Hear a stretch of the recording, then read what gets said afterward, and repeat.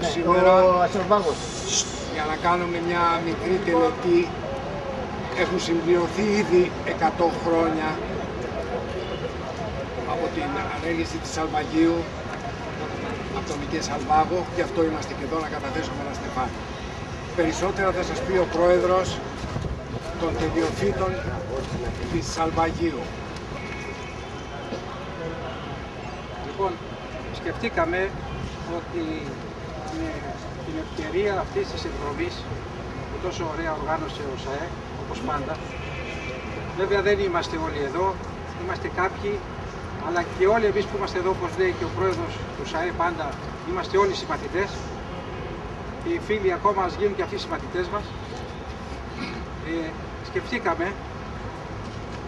γιατί περνάνε και τα χρόνια, να πούμε δύο λόγια, να καταθέσουμε ένα στεφάνι εις μνήμη του Αγίου Σχολής. Ο σύλλογός μας, ο οποίος λέγεται ΣΑΣΕΣΑ και αγκαλιάζει τους αποφύτους της Σαλβαγίου Εμπορικής Σχολής, της Επαγγελματικής Σχολής και του Αβεροφείου Ανωτέρου Παρθεναγωγείου, από το 1993 που ιδρύθηκε στην Αθήνα, τίμησε με διάφορες εκδηλώσεις τους ιδρυτές, τους διευθυντές και τους διδασκάλους των σχολών που στέγασε κατά καιρούς στο κτίριο της Σαλβαγίου. Το Νοέμβριο του 1998 στο Δημοτικό Θέατρο Πειραιά τιμήθηκαν οι κατοικητές μας. Στις 8 Φεβρουαρίου 1997 εορτάστηκαν στο ΣΑΕ τα 90 χρόνια από τη θεμελίωση της σχολής. Στη διάρκεια της τελετής, η αείμνηστη Ιουλία Σαλβάγου Μελά και ο αξιότιμος Μιχαήλ Μελάς δώρισαν στο σύλλογό μας ένα ανεκτήμητο κτημήλιο της οικογένειας Σαλβάγου. Ήταν το ασημένιο μυστρί και το επίσης ασημένιο σφυράκι, τα οποία οι ιδρυτές στερέωσαν το θεμέλιο λίθο της Σαλβαγίου Σχολής. Αυτά τα μουσιακής και ανεκτήμητης συναισθηματικής αξίας κτημήλια φυλάσσονται με πολύ σεβασμό στην ειδική προθήκη του συλλόγου μας στο ΣΑΕ. Το 2006 κηρύχθηκε σαν έτος εορτασμού για τα 100 χρόνια από τη θεμελίωση της σχολής και οργανώθηκαν διάφορες εκδηλώσεις.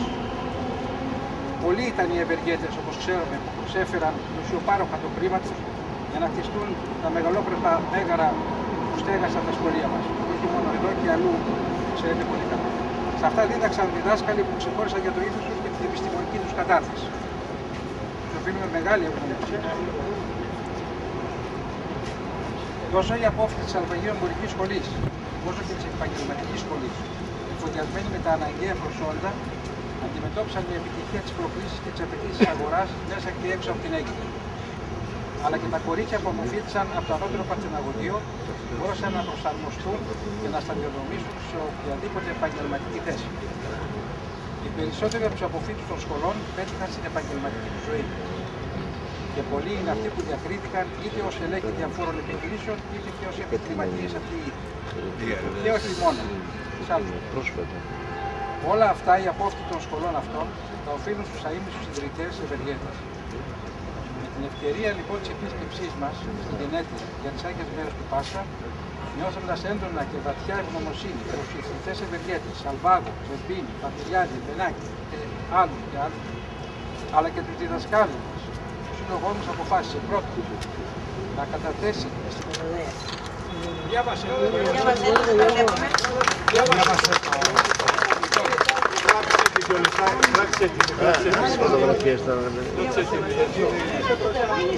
Ποιο λεπτά ρε παιδιά, να πάρουμε την... Ήρεμα.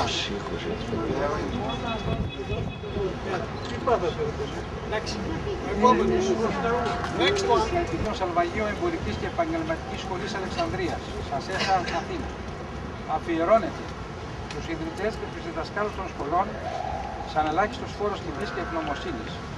Με σεβασμό, οι απόφοιτοι της Σαλβαγίου Εμπορικής Σχολής, των επαγγελματικών σχολών του Ανωτέρου Παρθεναγωγείου, Απρίλιος 2009. Και αντίστοιχα υπάρχει και αραβικά.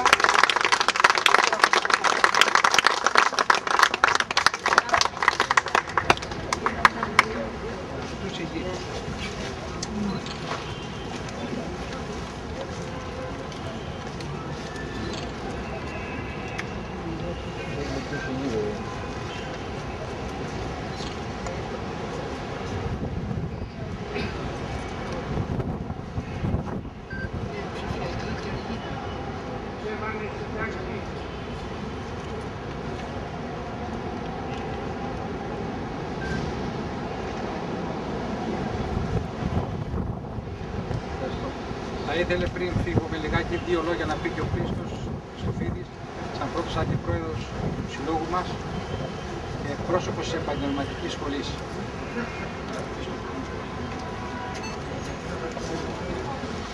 Γνωρίζουμε όλοι ότι οφείλουμε πολλά σε αυτούς τους ανθρώπους που μπορεί να μην υπάρχουν, να είναι ανάμνηση, αλλά νοερά και ψυχικά μας έχουν αγκαλιάσει.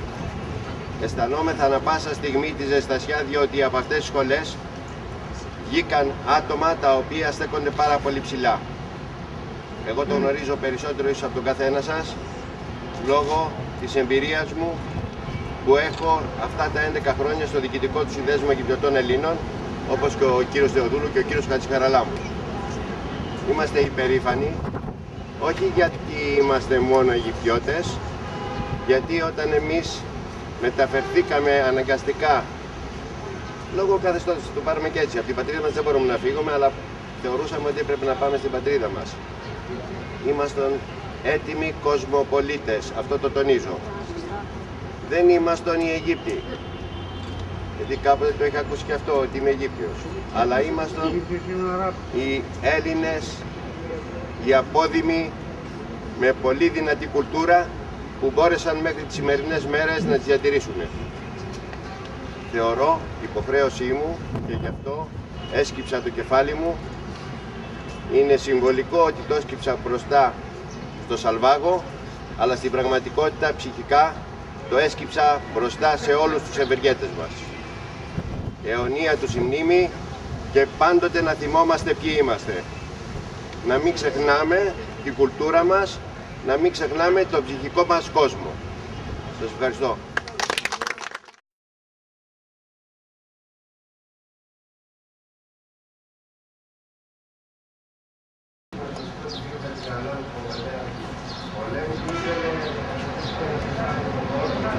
Και άφησαν εδώ την τελευταία τους πνοή. Γι' αυτό βρεθήκαμε εδώ κι εμείς, τιμή Σένεγγεν, να καταθέσουμε ένα στεφάνι. Γι' αυτό το λόγο ο φίλος μας, ο κύριος Στέφανος Χατζηχαραλάμπους, θα σας πει δύο λόγια.